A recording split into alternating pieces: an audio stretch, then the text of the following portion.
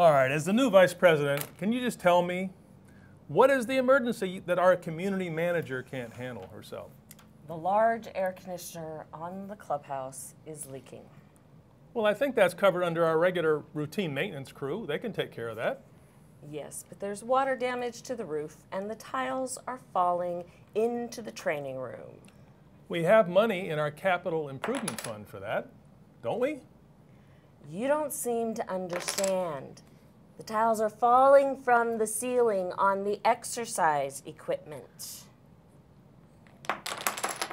You know, the exercise equipment is covered by our reserves. We got money for that. We need to call an emergency meeting.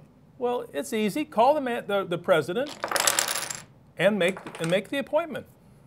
I can't. He was on the treadmill when the ceiling tiles fell in. I give up. I give up. Maintaining your community assets and maintaining adequate reserves are two fundamental building blocks of a successful community. Hello, I'm Mary Rendina, Executive Director of the Nevada Chapter of the Community Associations Institute, and I'd like to welcome you to the CAI media presentation.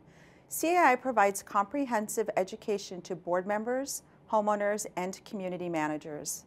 This presentation series, developed by CAI's Nevada Chapter, brings educational information to board members all around our state, and it has been developed and presented by experienced board members, all of whom have completed CAI's award-winning Decal Education Series. We thank our generous sponsors who make these free presentations possible.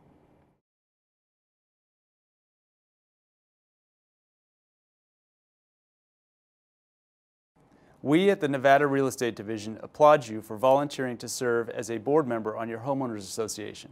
Board members play a vital role in successful HOA management, which is why we believe that board member training and ongoing education is critical. We're proud to support the effort of CAI's Nevada chapter to provide this innovative digital media training. We'd also like to remind you that you can also contact the Real Estate Division or CAI for additional help. Enjoy the presentation.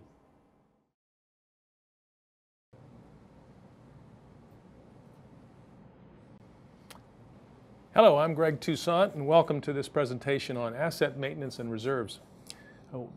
I'm joined today by Kate Lindsay, and we both completed CAI's Decal program, or Dedicated Community Association Leader, which means we've taken about 25 hours of classes and performed other work for CAI to achieve this designation.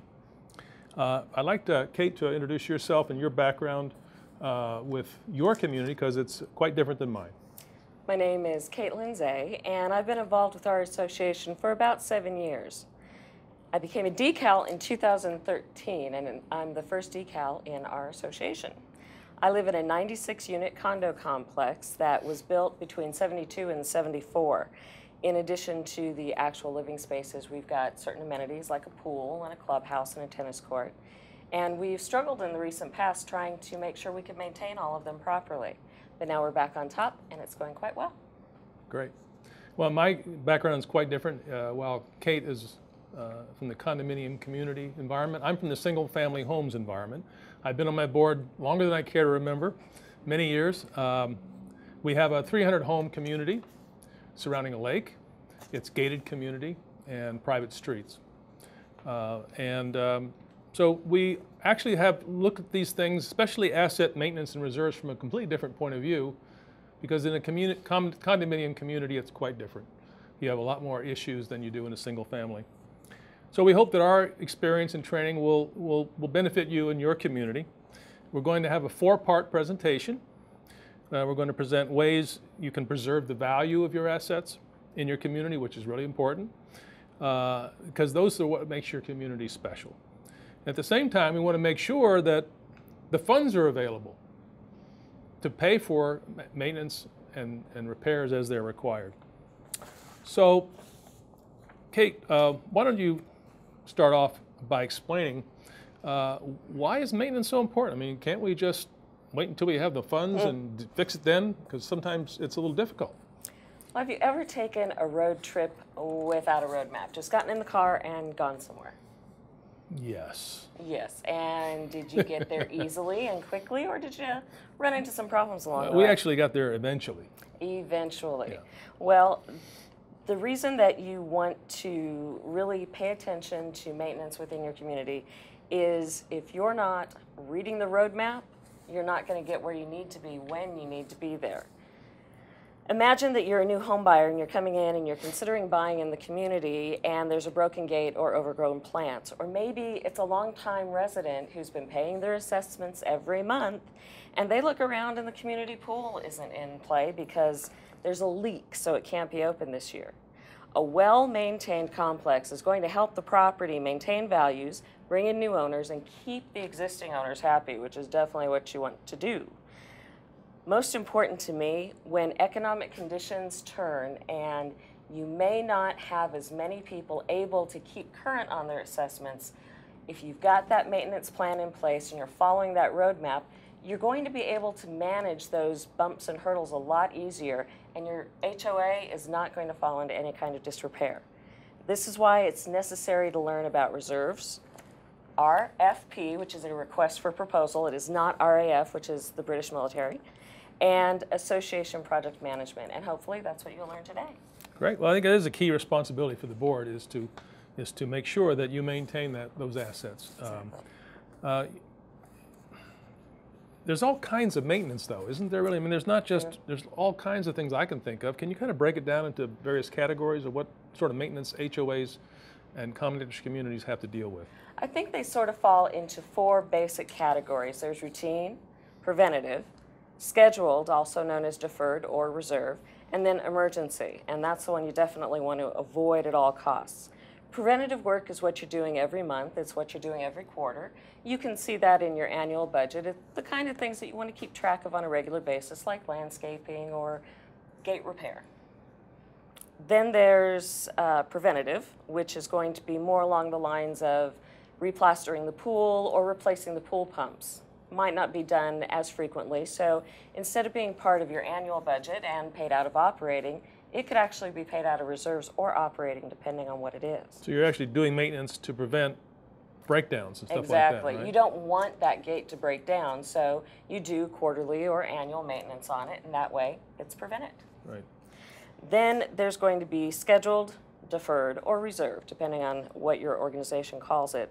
And these are going to be the big projects. This is going to be replacing a perimeter wall, which is something that we're looking at right now.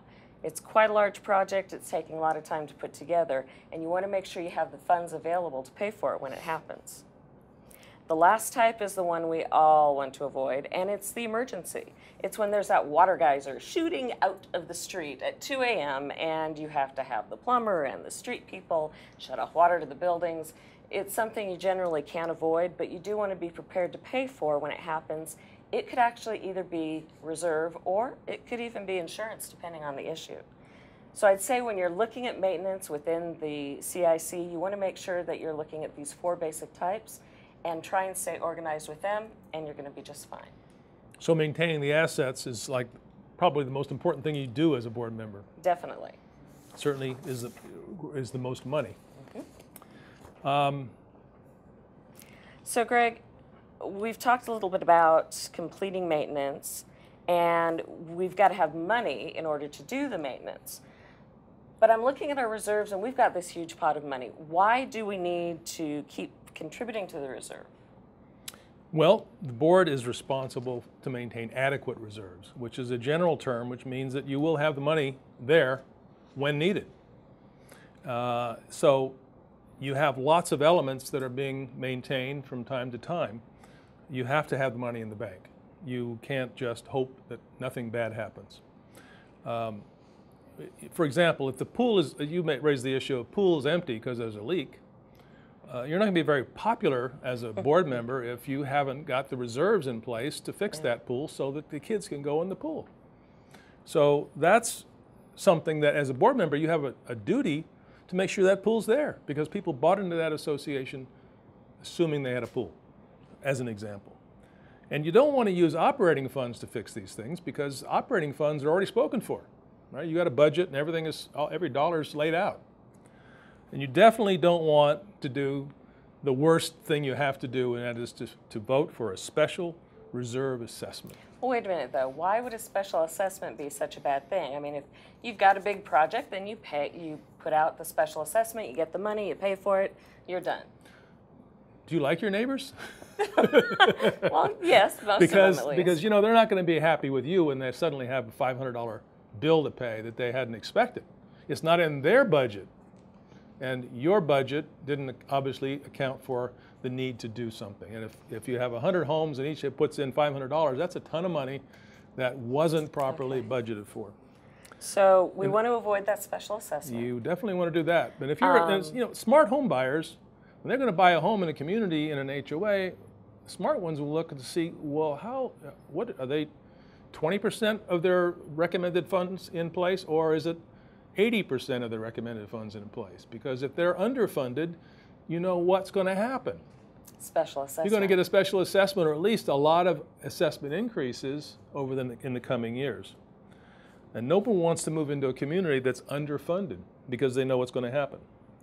A well-maintained community, as you said earlier, increases property values. You want to make the community look good so that people want to buy in your community, because when you want to sell your home someday, there'll be buyers wanting to buy your home.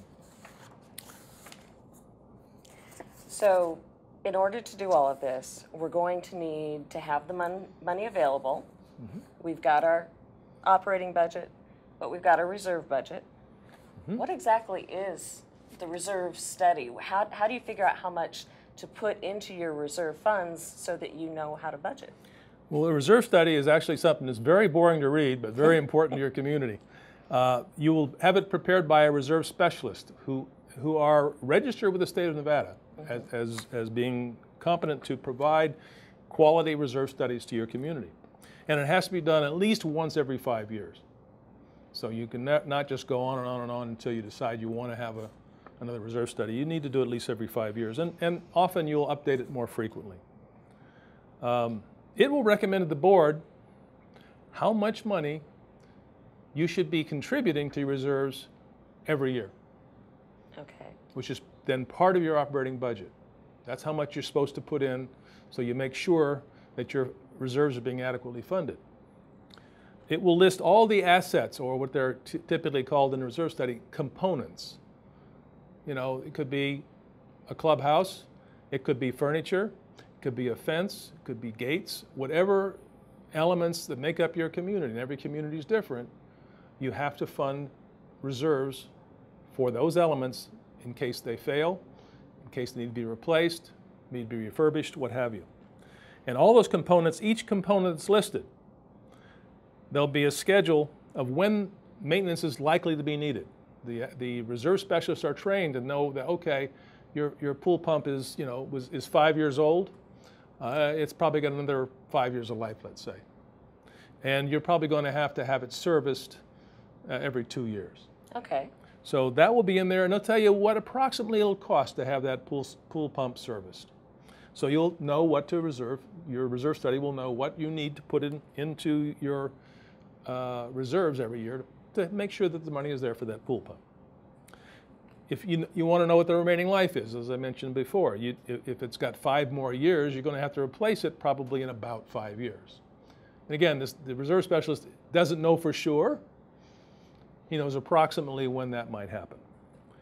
He'll also know the approximate cost to do that repair or replacement when it's needed. So that's how we avoid that special assessment, because the reserve has estimated when it's going to need to be prepared and fixed, and then we can take a look at that. Right. We know in 5 years we're going to need to replace that pool pump. And that's how the reserve specialist determines how much you need to contribute. Here's how much you've got. Here's how much you need to put in every year so that you have the funds when they're needed. Okay. And it should be updated as needed, and we'll talk more about that. But at this point, we're going to conclude our first segment. In our next segment, we'll discuss the reserve study in a lot more detail and begin the process of planning a project.